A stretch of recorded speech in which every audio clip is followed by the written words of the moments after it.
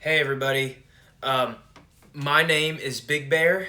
On YouTube, my real name is David, um, and today this is gonna be my first video on YouTube.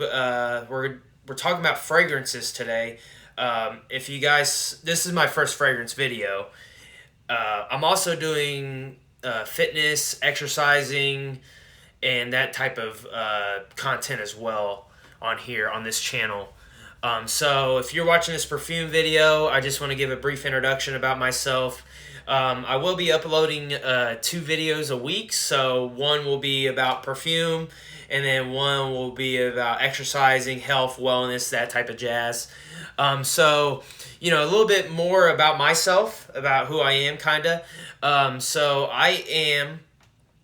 Uh, I've graduated with my undergrad in exercise science. I'm currently in a master's program as well, getting my exercise science degree. I'm certified for the NSCA CSCS, so National Strength Conditioning Association Certified Strength Coach. USA Level 1 weightlifting certification. So what that is like clean, snatch, jerks, those type of lifts. And then I am functional movement screen level 1 certified too. And I'm also currently a fitness specialist at my job. I work as a fitness specialist. So, I wanted to kind of combine my hobby of fragrances with exercising, and I wanted to make this channel.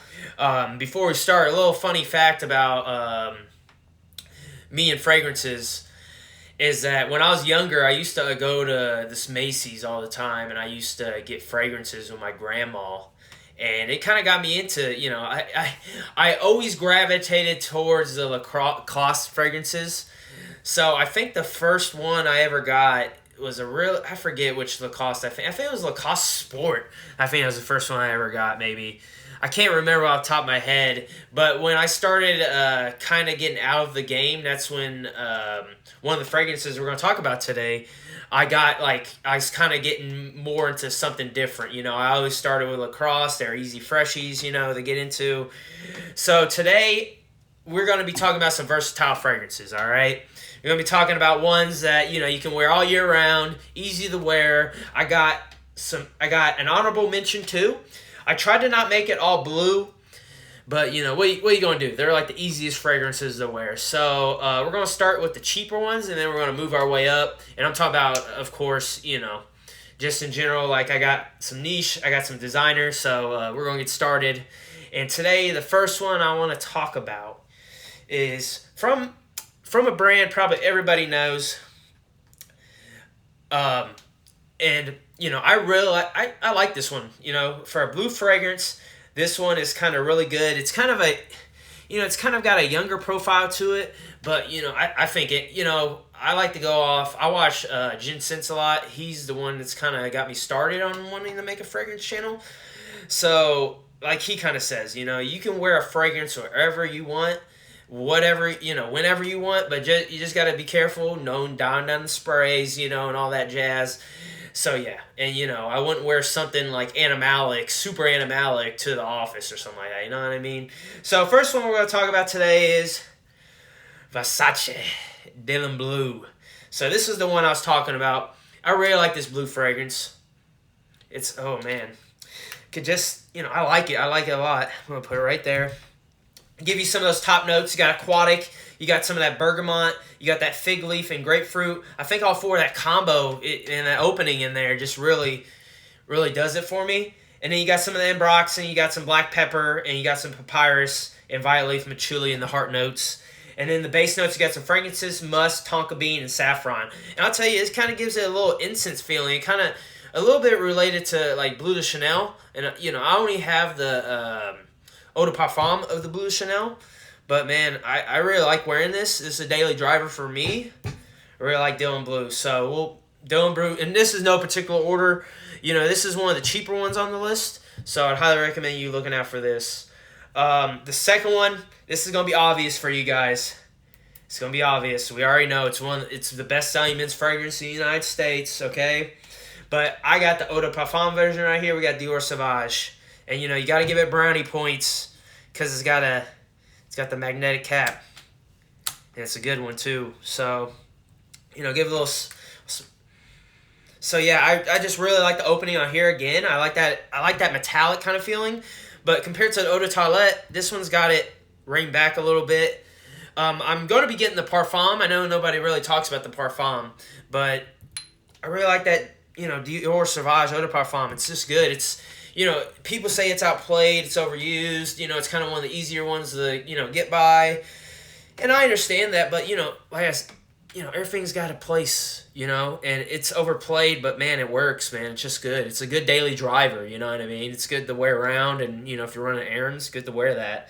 And, it gets you noticed. These two would definitely get you noticed, So these two really work good off my skin. So Dior Sauvage Eau de Parfum, that's the next one. Then the next one, this is in blue. This is in blue. This is niche. We're getting into the niche now.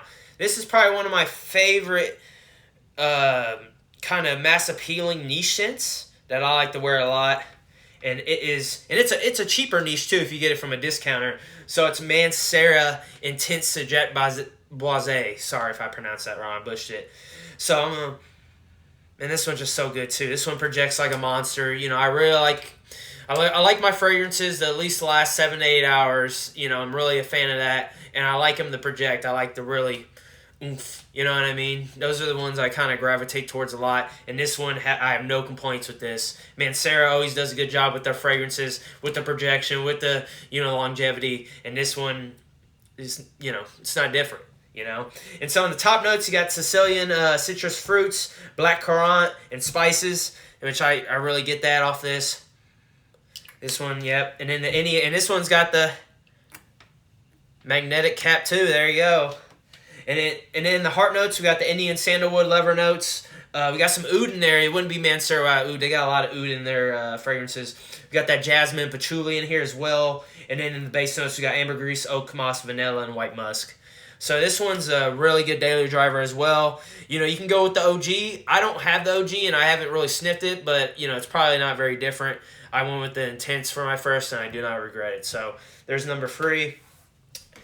Number 4, this one's going to be kind of a surprise for you. Not a lot of people talk about this house too nicely, but man, I like it. I like this house. It's kind of more a designer feel, but at the end of the day, I like it, man. I can't really complain. And this one for me is just a daily driver as well, man. You can wear it any time of the year in the office, and it just works, man. It works.